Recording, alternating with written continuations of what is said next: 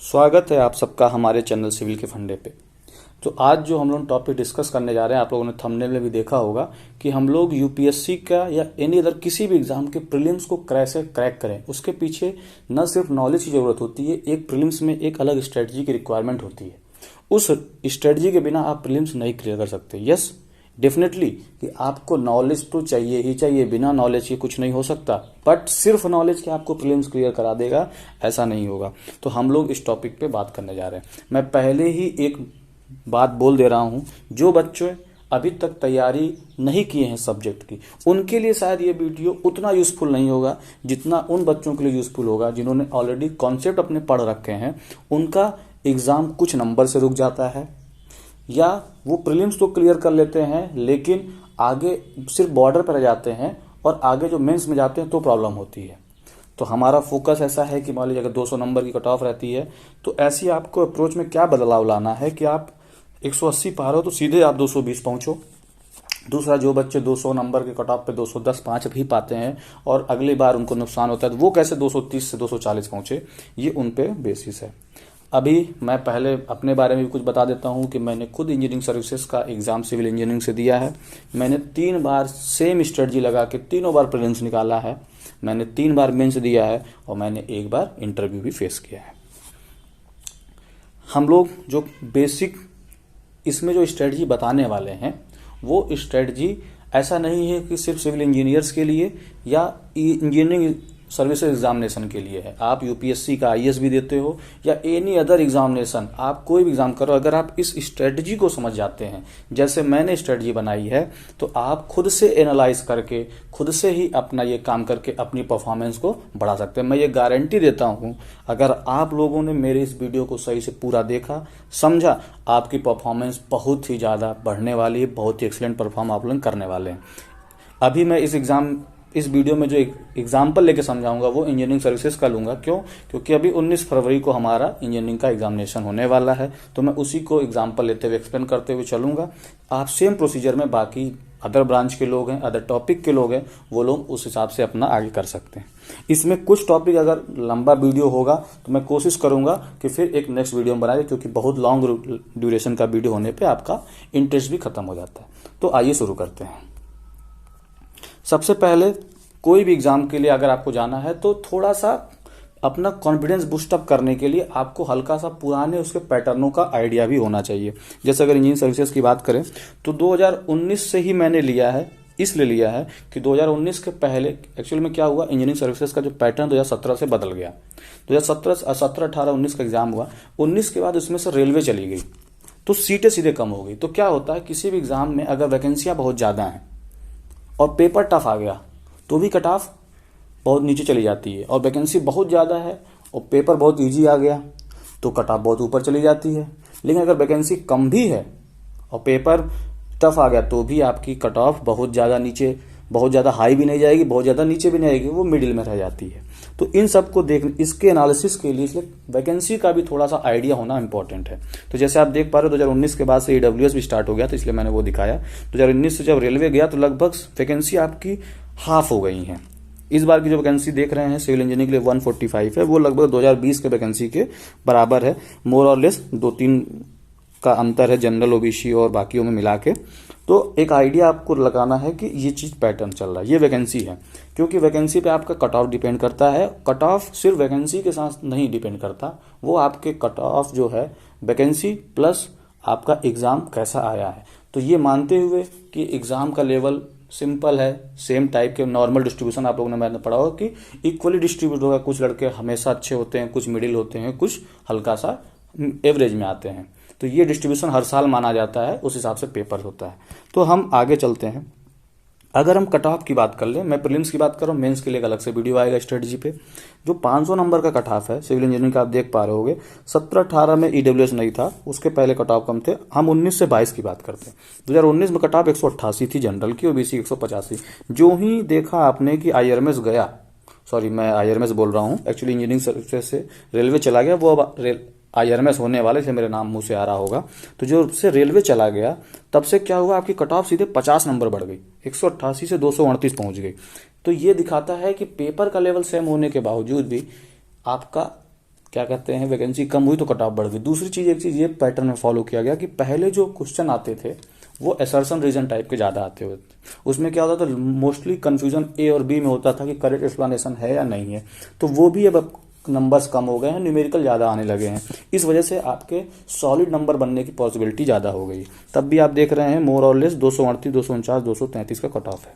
मैं cut off के बारे में अभी प्रेडिक्शन नहीं कर सकता, पेपर पे डिपेंड करता है, बट अगर हम यही माने कि पेपर सेम लेवल का होगा जैसे पहले बच्चे तैयारी करते थे, जैसी वैकेंसियाँ, उसको देखते हुए कट ऑफ फिर से 240 से 45 के बीच में या 50 तक मैक्सिमम जाएगा।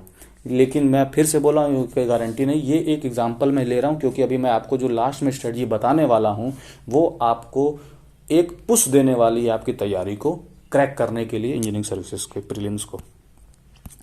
अदर ब्रांच वाले अपना इससे रिलेट कर सकते हैं कि ऐसे डिटेलिंग बनानी होती है खुद से, अगर आप खुद से बनाएंगे तो आपको ज़्यादा टॉप कॉन्फिडेंस आता है। अब हम थोड़ा सा एक बार वेटेज पे आ जाते हैं, जो जीएस का है, इसका यूजफुल होता है कि कैसे पेपर को अटेम्प्ट करना है। पेपर अटेम्प्ट करने का वीडियो आपके लिए अलग से आएगा, ठीक है। अभी हम एक कुछ पॉइंट वाइज बना रहे हैं, तो इसमें आप जैसे देख पाएंगे कि 10 टॉपिक हमारे जीएस में होते हैं।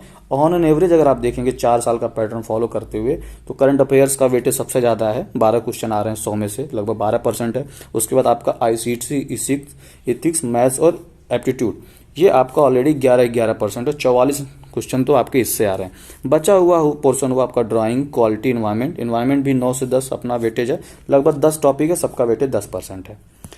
अब हम बात करते हैं सिविल इंजीनियरिंग की। सिविल इंजीनियरिंग में देखिए 13 सब्जेक्ट हैं, सब्जेक्ट ज़्यादा है, 13 में मैंने बांटा है, बीएमसी है, सोम, स्टील, स्ट्रक्चर, आरसीसी, सीपीएम वगैरह वगैरह। इनका भी अगर आप 5 साल का निकालेंगे 150 क्वेश्चन आते हैं, एवरेज आपके सामने है। ये एवरेज से बेनिफिट क्या होता है कि ये उन लोगों के लिए फायदेमंद होगा कि आप अपना कोर एरिया निकाल सके, कि आपको कॉन्फिडेंस किसमें है, आप नंबर किसमें पा रहे हैं। तो इस पे टॉपिक मैंने पहले बता दिया, अलग होगा। ये एक बेसिक अंडरस्टैंडिंग है कि एग्जाम का पैटर्न क्या कैसे है। अब हम लोग मेन अपने चीज़ पे आते हैं, जो हमारा आज का मेन टॉपिक है कि कैसे हम ईएससी प्रीलिम्स को क्रैक करें। सबसे पहले थोड़ा सा पेपर के बारे में। पेपर 1 आपका जो होता है जीएस है, 200 मार्क का कुछ है, 100 क्वेश्चन 2 घंटे। एक क्वेश्चन कितने नंबर का हुआ, 2 नंबर का। सेम बात हुई पेपर 2 पे। टेक्निकल होता है, either civil engineering, mechanical, electrical और एनीथिंग। 300 नंबर का पेपर, 150 क्वेश्चन, 3 घंटे। इसका मतलब सब में 50 क्वेश्चन करने हैं आपको 1 घंटे में। दूसरी बात, जीएस का न्यूमेरिकल अप्रोच थोड़ा सा मैथ एप्टीट्यूड में होता है, तो जीएस में कहीं ना कहीं आपको थोड़ा सा थ्योरेटिकल है, टाइम ज़्यादा मिल जाता है, लेकिन आपको टेक्निकल में थोड़ा सा पर क्वेश्चन समय कम मिलता है, 3 घंटे तक वो आपका फ्लो बना नहीं पाता है। तब भी पिछले साल का जो भी मैंने कट ऑफ दिखाया, उसको अगर हम देखें तो एक आइडियल केस लेके चलते हैं कि हमें इन सब सारे कट ऑफों को क्लियर करने के लिए मैक्सिमम टू मैक्सिमम 250 नंबर की ज़रूरत थी। अब मैं सारी अपना डिस्कशन सिर्फ इस 250 नंबर को एक बॉर्डर लाइन बना के करूँगा, जिससे कि जो बच्चे 220-30 वाले हैं वो 50 से 80 पहुँच जाए, जो 180 वाले हैं वो 250 तक पहुँच जाए। उनको क्या कैसे करना है, now the main topic, the climax of the video has started from here. सबसे पहला, एक क्वेश्चन 2 नंबर का, तो आपको कितने क्वेश्चन सही करने हैं, 125 क्वेश्चन। लेकिन यहाँ पे एक ट्विस्ट है, आपके 125 क्वेश्चन नेट सही होने चाहिए, यानी अगर आपने 125 अटेम्प्ट किया तो 125 सही हो। लेकिन अगर आपके क्वेश्चन गलत होते हैं तो आपको उससे ज़्यादा भी क्वेश्चन अटेम्प्ट करने पड़ेंगे। हमारा ये नेट वैल्यू 125 की आ रही है। जैसे एग्जाम्पल लेते हैं, मैं अपना ही एग्जाम्पल ले लेता हूँ। जैसे मैं जब पढ़ता था तो मेरी शुरुआत में जब स्ट्रेटजी थी, एफिशिएंसी ऐसे थी कि मैं 70 क्वेश्चन, अगर मैं 100 क्वेश्चन अटेम्प्ट करता था तो मेरे 70 सही होते थे, 30 मेरे गलत होते थे। इंजीनियरिंग सर्विसेज आपको मालूम है कि 1/3 आपकी नेगेटिव मार्किंग होती है, तो ये कितना का नेट हो गया, नेट आपका आएगा ये 60 क्वेश्चन।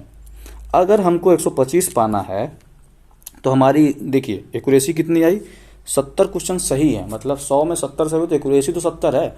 लेकिन एफिशिएंसी क्या, अगर ये नेगेटिव मार्किंग नहीं होती तो हमारी एक्यूरेसी 70 ही होती, लेकिन एफिशिएंसी 1/3 की है, उससे 10 क्वेश्चन हमारे चले गए, तो हमारी एफिशिएंसी कितनी बची, 60 की। अब हमें चाहिए 125 नंबर, तो हमारा प्रीलिम्स क्लियर हो जाएगा। चाहे यूपीएससी हो, चाहे किसी का भी आप इससे रिलेट कर सकते हैं। तो इसके लिए आपको क्या करना होगा, आपको 209 क्वेश्चन अटेम्प्ट करने ही करने होंगे अगर आप इसी रेशियो में चलते हैं। पहली बात ये होता क्या है कि हम अपनी इफिशियंसी को निकाल नहीं पाते। इफिशियंसी निकाली कैसे जाती है, ये आपको जब बार बार आप टेस्ट सीरीज देते होंगे, आप लोग टेस्ट सीरीज दे ही रहे होंगे, अभी हम लोग टेस्ट सीरीज तो नहीं प्रोवाइड कर पाएंगे, लेकिन अगर आप जो भी टेस्ट सीरीज दे रहे हैं उसका एनालिसिस कीजिए। टेस्ट सीरीज एनालिसिस का अगर आप लोग बोलेंगे कि टेस्ट सीरीज से कैसे स्ट्रेटजी बनानी है, उसका बोलेंगे तो मैं एक अलग वीडियो बना दूंगा, आप लोग कमेंट में बोल सकते हैं। तो आपको एक आइडिया ये लेना है कि टोटल 250 में से 209 क्वेश्चन तो आपको अटेम्प्ट करने पड़ेंगे। अगर होता क्या है, आप 180 क्वेश्चन अटेम्प्ट कर जाते हो, साल भर से आपकी इफिशियंसी अगर 70 है, तो एग्जाम में जाके वो अपने आप 90 नहीं होने वाले, फिर आप 70 से 72 के रेंज में एग्जाम में भी करके आओगे, तो आपको फिर 209 पहुंचना ही पहुंचना। अब वो कैसे पहुंचोगे वो आपके ऊपर है।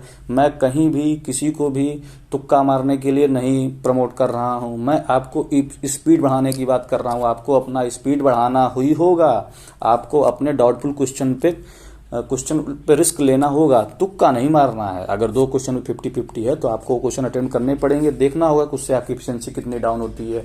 ये सारी चीज़ें आप एग्जाम से पहले करोगे। तो 209 में अगर आप अटेम्प्ट करोगे तो 146 आपके सही होंगे, 63 गलत होंगे, टोटल आपका 125 नंबर आएगा। ये चीज़ जब मैंने ये पहले स्टेप में मैंने चालू किया था और मैं टेस्ट सीरीज देता गया, इसको एनालिसिस करता गया, तो जब दूसरा चीज़ मेरे साथ क्या हुआ कि मेरी इफिशिएंसी बढ़ गई, 80% एक्यूरेसी हो गई। हुआ कैसे ये, मैं 100 क्वेश्चन करता था, फिर तो टेस्ट सीरीज में मैं एनालिसिस करता, मेरी गलतियां कहाँ हो रही हैं, उन गलतियों पे मैं काम करता, तो मेरे फिर क्या होने लगे, 100 में 80 क्वेश्चन मेरे सही होते थे, 20 क्वेश्चन गलत हो जाते थे। ठीक है, तो अब मेरा क्या हुआ, अब मुझे 73% मेरी इफिशिएंसी आ गई, 73%, एक्यूरेसी 80% है। तो अब क्या होगा, अगर मुझे 125 नंबर चाहिए, तो अगर आप 1/3 करो, 120.66 आ गया, तो मेरे को कितने क्वेश्चन अटेम्प्ट करने हैं, 171। तो मेरे ऊपर से मेंटली प्रेशर कम हुआ। ये सिर्फ और सिर्फ ये मान के मैं बता रहा हूं कि क्वेश्चन का लेवल सेम होगा। अगर पेपर का लेवल बदल गया तो ये क्वेश्चंस के ऊपर नीचे हो सकते हैं। एक मैं मेंटली प्रेशर का अपना बता रहा हूं। अब मैं 171 अगर अटेम्प्ट करता हूं तो ही मेरा कट ऑफ क्लियर हो जाएगा, लेकिन मेरी स्पीड अगर 201 की बन चुकी है, तो 171 से 201 में 30 क्वेश्चन एक्स्ट्रा अटेम्प्ट कर रहा हूं, तो उसमें मुझे अगर 20 भी सही हो जाते हैं तो वो मुझे कहाँ बेनिफिट करेगा, वो मुझे मेंस में बेनिफिट करेगा कि नहीं। तो जो बच्चे ऑलरेडी ये क्लियर कर रहे हैं उनको तो भी अपना अटेम्प्ट बढ़ाना चाहिए। अगर उनका प्रीलिम्स बस क्लियर हो रहा है तो भी उनको अपने अटेम्प्ट को बढ़ाना होगा। अब अटेम्प्ट को कैसे कैसे बढ़ाना है उसका और तरीका मैं दिखा रहा हूँ। ये शायद मुझे लगता है आप लोगों को समझ में आ गया होगा। अब हम बात करते हैं इंजीनियरिंग सर्विसेज की। ये सिर्फ और सिर्फ टेक्निकल पेपर तो है नहीं, इसमें जीएस भी है और टेक्निकल भी है। जो यूपीएससी ने पैटर्न बनाया है, यानी वो चाहती क्या है कि आपका जो इन्वॉल्वमेंट है 40% हम जीएस चेक करना चाहते हैं, 60% आपका हम टेक्निकल वेटेज देना चाह रहे हैं। तो अगर हम इसी वेटेज को समझें तो देखिए 250 क्वेश्चन है, 100 आपके जीएस के हैं, 150 टेक्निकल के हैं। तो 125 क्वेश्चन सॉल्व करने के लिए ये मानते हुए कि आपका परफॉर्मेंस एज पर यूपीएससी के डिजायर से होगा कि आप 40% आपका नंबर जीएस से आएगा और 60% नंबर आपका टेक्निकल से आएगा, तो आपको कितने क्वेश्चन अटेम्प्ट करने पड़ेंगे या सही करने पड़ेंगे, अटेम्प्ट नहीं कहूंगा मैं, सही करने पड़ेंगे। आपको 50 क्वेश्चन जीएस में सही करने हैं और 75 क्वेश्चन नॉन टेक में सही करने हैं। आपका काम हो जाएगा, प्रीलिम्स निकल जाएगा। ठीक है, लेकिन अगर हम नंबर्स की बात करें तो आपको वही 2 से आप मल्टीप्लाई 200 नंबर का आपको लाना है। 200 नंबर का पेपर है, 300 नंबर का नॉन टेक है, 200 नंबर का नॉन टेक है, टोटल आपका 500 नंबर का हो गया। तो ये आपका 250 नंबर के लिए आपको क्या करना पड़ेगा, या तो आप टेक्निकल में 150 लेके आइए और नॉन टेक में 100 लेके आइए, आपका तो भी प्रीलिम्स क्लियर है। ये एक बात आ गई। ये तब है, यहाँ पे सबसे बड़ी बात आपको ध्यान रखनी, ये तब है जब आप 100% एक्यूरेट हो, यानी कि आपने 10 क्वेश्चन अटेम्प्ट करे तो 10 के 10 सही होंगे, लेकिन इस पे 10 में सिलेक्शन होना नहीं है, सिलेक्शन तो 125 पे होना है। तो आपको 125 क्वेश्चन कैसे अटेम्प्ट करने हैं वो हमने बता दिया। अगर आपकी एक्यूरेसी ये आती है, ये टेस्ट सीरीज से समझ में आएगा। आप टेस्ट सीरीज सॉल्व करते हो गया, रूम पे 10 क्वेश्चन उठाया, टेस्ट सीरीज से बेनिफिट ये होता है कि कुछ क्वेश्चन ईजी होते हैं, कुछ मॉडरेट हो, कुछ डिफिकल्ट होते हैं। आपकी इफिशियंसी जो है डिफिकल्ट में 50% होगी, मॉडरेट में 80% होगी, इजी में 100 होगी। जब इन तीनों का एवरेज निकालेंगे तब आपकी एफिशिएंसी आएगी, ओवरऑल एफिशिएंसी। इसी तरीके से एग्जाम में अटेम्प्ट बढ़ाया जाता है कि हमें इजी वाले क्वेश्चन तो छोड़ने नहीं है। ये तरीका मैं बाद में बताऊंगा कैसे उसको बढ़ाते हैं। अब हम एक दूसरा केस लेते हैं कि ये तो यूपीएससी का केस था कि 40 और 60% की एफिशिएंसी चाहिए उसको। हम ये मानते हैं कि आपका जो खुद का सब्जेक्ट में इंटरेस्ट कि आप टेक्निकल की तरफ ज़्यादा झुकाव है आपका, क्योंकि आपने 4 साल बीटेक पढ़ा होगा और भी चीज़ें पढ़ी होंगी। जीएस आप बस तैयारी के लिए आए, तो आपका ये मानते हुए कि आप जितना नंबर पाओगे उसमें सिर्फ वेटेज उसका 30% जीएस का होगा, 70% टेक्निकल का होगा। तो उस सिचुएशन में क्या होगा कि आपको 125 क्वेश्चन जो सही करने हैं उसमें आपको 38 क्वेश्चन आपको जीएस का सही करने पड़ेंगे और 87 क्वेश्चन आपके टेक्निकल के सही करने पड़ेंगे। मार्क्स में क्या आएगा, 75 नंबर आप मार्क्स में पाओगे जीएस में, 175 पाओगे आप टेक्निकल में। टोटल आपका 250 नंबर आ गया, ठीक है। लेकिन एक दूसरा केस हम ये मान ले कि नहीं चलिए इतना भी आपकी परफॉर्मेंस नहीं खराब होगी, आप 35% जीएस में जा सकते हो, तो आपका टेक्निकल का वेटेज, देखिए टेक्निकल का नंबर नहीं कम हो रहा है, टेक्निकल का वेटेज कम हो रहा है क्योंकि जीएस का बढ़ रहा है, ठीक है। ऐसे समझिएगा, ये नहीं कि आपकी मैं परफॉर्मेंस गिरा रहा हूँ, मैं सिर्फ कट ऑफ क्लियर करने की बात कर रहा हूँ। जो लोग इससे ऊपर जाएंगे उनको प्रीलिम्स में ऑलरेडी बेनिफिट मिल ही रहा है, उनको मेंस में बेनिफिट मिल जाएगा। लेकिन जो बच्चे प्रीलिम्स में रह जाते उनके लिए ये सारी अप्रोच काम आएगी। तो जब आप 35 से 65 का आपका वेटेज आएगा तो आपको 44 क्वेश्चन जो है सही करने पड़ेंगे जीएस के, और बहुत ही आसान होगा। आपका मैथ और एप्टीट्यूड ही मिला के आपके 22 क्वेश्चन हो जाते हैं, आपने देखा ही होगा, अभी मैंने एनालिसिस में दिखाया था। इन्वायरमेंट में 5-6 क्वेश्चन आप कर सकते हैं। ये करने से बेनिफिट क्या होता है कि आपको जो माइंड में प्रेशर क्या 100 क्वेश्चन पूरे करने हैं। यूपीएससी में कभी टॉपर भी देख लीजिए 50 से 55% पे टॉप कर जाता है, एक जनरल बात है। तो इस हिसाब से समझना है कि आपको 100 के लिए पढ़ना भी नहीं है शायद, लेकिन अगर आप 100 के लिए पढ़ो, 100 का अप्रोच नहीं रखोगे तो आप 70 कर भी नहीं पाओगे। तो आपको ये समझना है कि 44 क्वेश्चन सही करने हैं। अब आपको छांट लेना 44 क्वेश्चन कैसे सही करना है आपको, तो इससे नंबर आपके 250 फिर से क्लियर हो गए, ठीक है। अब सबसे बड़ी बात ये हमने क्या माना कि आपकी इफिशिएंसी जो है वो बराबर है। इसका मतलब क्या कि आप जीएस में भी अगर 10 क्वेश्चन अटेंड करते हो तो 9 सही होंगे, तो टेक्निकल में भी 10 क्वेश्चन अटेंड करोगे 9 सही होंगे। जबकि ऐसा केस शायद सबके साथ नहीं हो। अगर आपका इंटरेस्ट टेक्निकल में ज़्यादा है, आप ज़्यादा उस पर क्वेश्चन कर रहे हो क्योंकि मेंस की प्रैक्टिस करते होगे, तो कहीं ना कहीं आपका जो इफिशिएंसी भी है वो टेक्निकल में ज़्यादा होगी। इससे क्या होगा, इससे एक और नई चीज़ निकल के आती है जो कि सबसे इंपॉर्टेंट और जो कि फाइनल वैल्यू अब आने वाली है आप लोगों के लिए। वो ये है कि हमने माना कि जीएस की एक्यूरेसी आपकी 60% की है। भाई उसमें थ्योरेटिकल पार्ट आता है, करंट अफेयर्स आ गया, वो चीज़ें आप नहीं कर पाए, कुछ गलत हो सकता है। लेकिन आपकी टेक्निकल की इफिशिएंसी अच्छी है, 80 की है, ठीक है। और साथ ही साथ आपका जो वेटेज है, वेटेज ये रहा कि यूपीएससी 40-60 की डिमांड कर रहा है, आप 30 और 70 का वेटेज दो, आप 30% जीएस पे दो।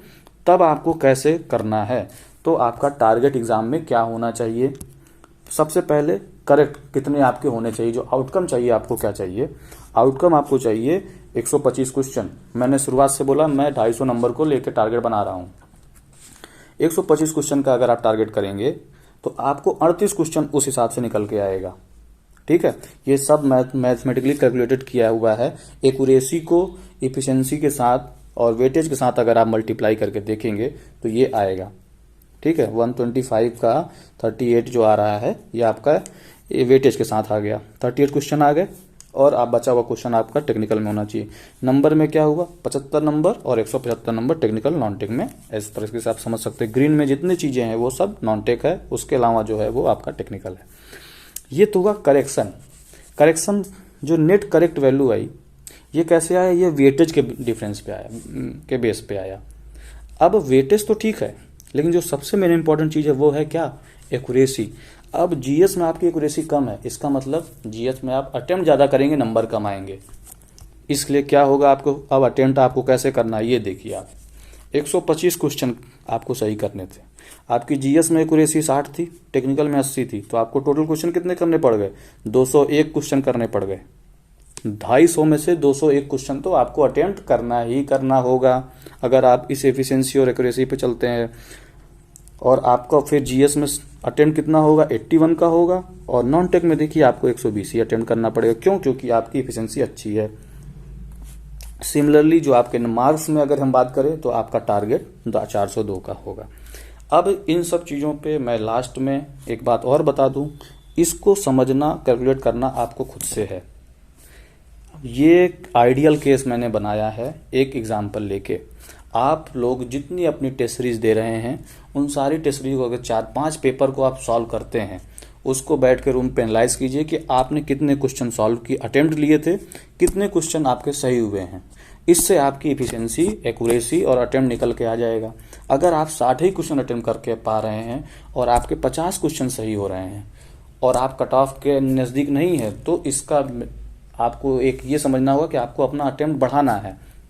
अटेम्प्ट बढ़ाने का तरीका दो है, या तो स्पीड बढ़ाइए, और अगर आपको समय की कमी नहीं पड़ रही, आपका नॉलेज कम है, तो फिर आप नॉलेज बढ़ाइए। अगर दोनों आपके पास सही है, तब पेपर को कैसे चूज करना है, क्वेश्चन का सिलेक्शन भी डिपेंड करता है कि किसी ने पेपर शॉर्ट वाला पहले सॉल्व किया, किसी ने लॉन्ग वाला किया, उससे भी अंतर जाता है। उस पर हम एक अलग से बात करेंगे। ये जो हमने बनाया ये सबके लिए यूजफुल है। ये आप यूपीएससी ईएस के लिए, आईएएस के लिए, एनी अदर एग्जामिनेशन, इस तरीके से आपको एक छोटा मोटा टारगेट बनाना पड़ेगा और टेस्ट सीरीज तो आपको देनी ही देनी है। तो थैंक यू आप लोगों का इतने देर तक सुनने के लिए। आपके जो भी सजेशन आप कमेंट करिए। और हाँ, ये पार्ट 1 था वीडियो का। पार्ट 2 सब्जेक्ट वाइज अटेम्प्ट कैसे होना चाहिए या आपका अटेम्प्ट कैसे बढ़ाएं एग्जामिनेशन में, हम उस पर लेके आएंगे। तीसरा जो एक होगा, जो हम रिजल्ट के बाद लेके आएंगे, मेंस के रिगार्डिंग भी हम आपको अप्रोच लेके आएंगे। ठीक है, हम उसके बारे में भी बात करेंगे। तो आप लोगों का धन्यवाद, हमारे चैनल के साथ जुड़े रहिए। अभी आपका एसएससी का भी एग्जाम होने वाला है, उसके बारे में हम लोग एक प्रॉपर वीडियो बनाएंगे। Thank you.